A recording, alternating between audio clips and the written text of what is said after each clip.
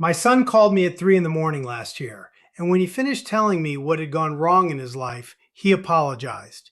He said, "Sorry, Dad, I forgot how far away you are." My own son apologized for needing his father, and that was the night I finally understood what moving to Thailand had cost me, 4 years in when it was already far too late to undo it. I'm Gerry, 68 years old, living in the north of Thailand. And I have to say this before anything else. I'm not unhappy here. That's not what this is. My life is good. That's exactly what makes it so hard to explain. I sold pharmaceuticals for 30 years, which means I spent 30 years being likable for a living. I could walk into a doctor's office where nobody wanted to see me and walk out 10 minutes later with the guy laughing and taking my card. That was my gift. That was the whole of me, really. Gerry, good old Gerry, everybody's friend. And then at 62, my wife of 26 years sat me down at our own kitchen table and told me she'd stopped loving me somewhere around year 18 and just hadn't found a good moment to mention it. 18. So for 8 years, I'd been living inside a marriage that had already ended and nobody had told me. That's the thing that broke something in me, not the leaving, the 8 years. And I did what men like me do. I told everybody I was fine. I got very, very good at being fine. I went to work, I made the jokes, and I went home to an apartment where I'd sit in the dark with my coat still on, sometimes for an hour, because taking the coat off meant I was staying, and I didn't want to be staying. So when a guy I knew said, "Come out to Thailand just for a couple years, get your head straight, sell everything and come," I want you to understand I didn't hesitate. I wasn't brave, I was running. There's a difference and it matters. Brave men choose. I was just a man on fire looking for water. And oh, those first months. I have to tell you about those first months because they were the happiest of my entire adult life, and I'm not exaggerating for the camera. You want to know what it's like to be 64 years old, freshly discarded, and to land in a place where nobody knows a single thing about you? It's a kind of drug. Nobody here knew I'd been left. Nobody knew about the coat or the dark apartment or the 8 years. I could just be a guy, just a friendly American guy who says hello badly in Thai and makes the ladies at the market laugh. I woke up in the mornings and the air was warm and the whole day was mine, and I felt, God help me, I felt young. 64 and I felt young. I'd sit out in the evenings with a plate of food and watch the street go by and think, "Gerry, you did it. You actually did it. You climbed out." I was so happy I called my daughter to tell her, and she was happy for me. That's important. She was genuinely happy for me. Remember that because it's going to matter later and it's going to hurt. Now, the thing nobody tells you. It didn't arrive like a disaster. That's what I need you to understand. There was no phone call, no bad news, nothing you could point at. It arrived so quietly, I didn't notice it for probably 2 years. It arrived as a feeling on an ordinary Sunday afternoon, and the feeling was, I could not go back. And I don't mean I didn't want to. I mean the door had closed behind me while I wasn't looking, and I hadn't heard it close. Because here's what happens. You leave, and life back there does not pause for you. It keeps going at full speed. Your friends keep meeting on Thursdays. Your kids build their routines around the people who are physically there. Your grandchildren learn faces, and yours is a rectangle of light on a screen that freezes and cuts out. And one day you do the arithmetic of your own return, and you find that the place you'd go back to doesn't exist anymore. Not because it burned down, because it filled in, like a footprint in wet sand. The world closed over the space where you used to be, and it did it politely, without malice, because that's what the world does. And that's when it stops being an adventure and becomes something else. I remember the exact moment it landed on me. I was sitting on my balcony, beautiful evening, mountains going purple, and I thought, nobody in this hemisphere has known me for more than 2 years. There is not one human being within 3,000 miles who remembers what my voice sounded like when I was young. And I sat there in the most beautiful place I'd ever lived, and I felt more alone than I ever felt in that dark apartment with the coat on. Because that loneliness had a cause, and this one just was. This one was weather. This one was permanent. And now you know why that phone call broke me. Because my son didn't say anything cruel. He said the kindest thing a man can say. He apologized for putting me out. He'd stopped thinking of me as somebody he could reach.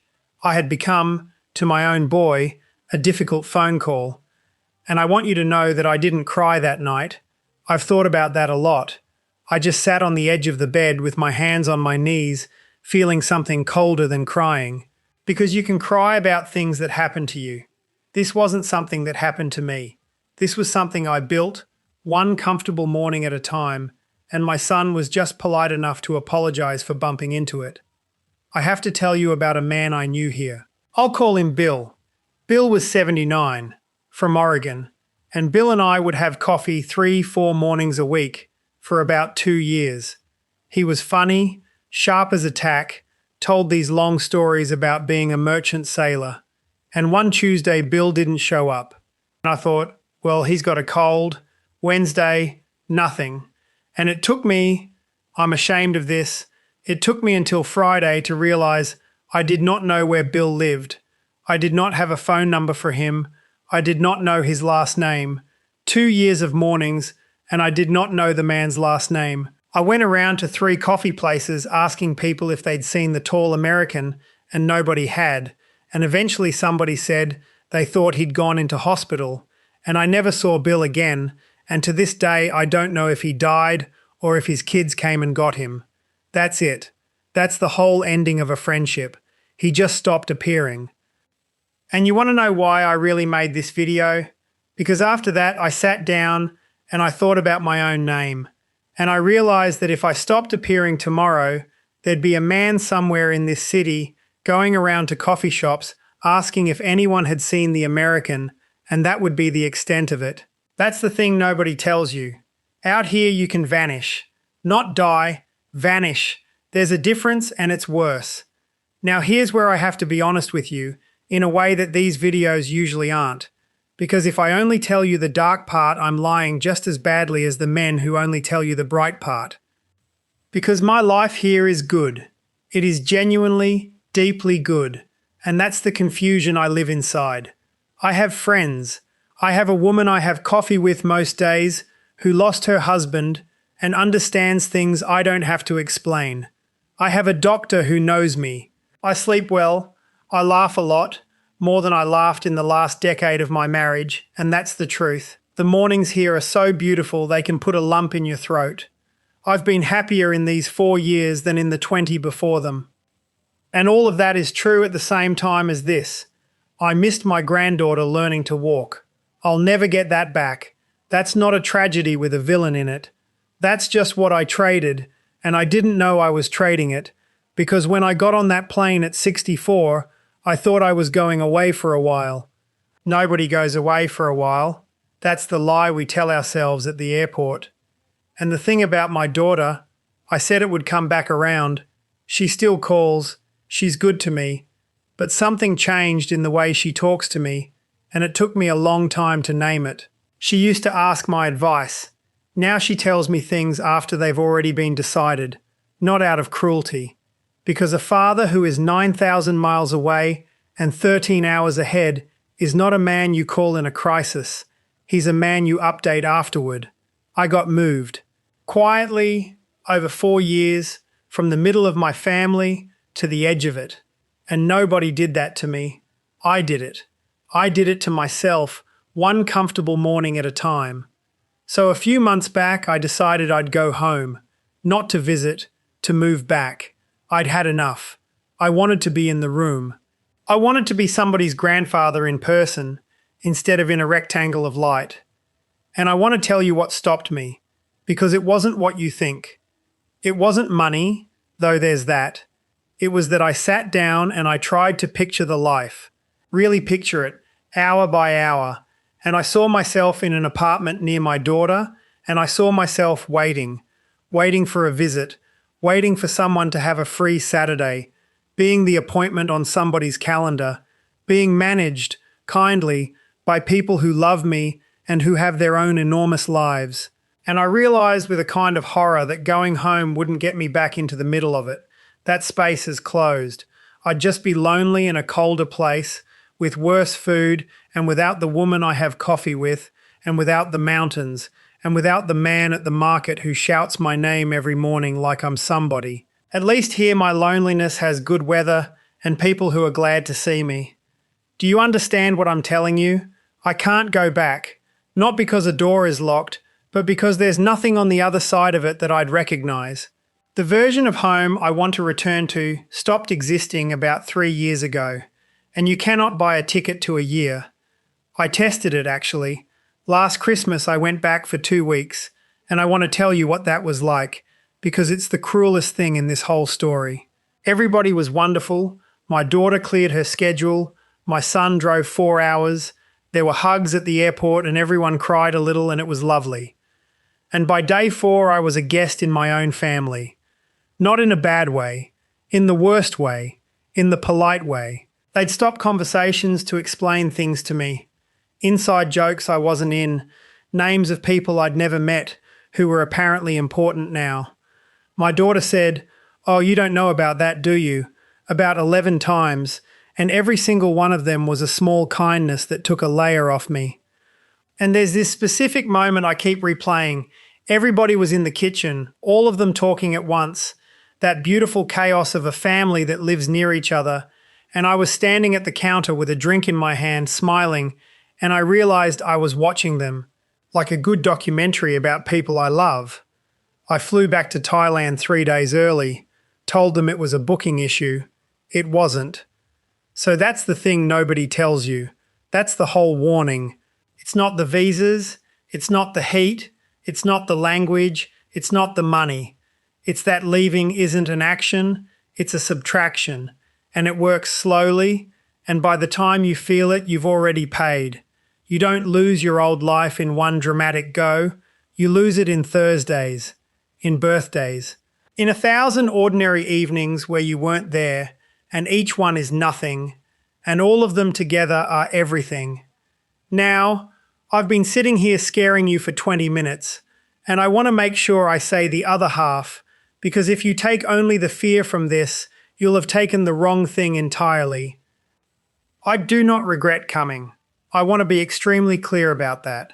Given the man I was at 64, sitting in the dark with his coat on, dying by inches in a place where everybody knew he'd been left, given that man, getting on that plane saved his life.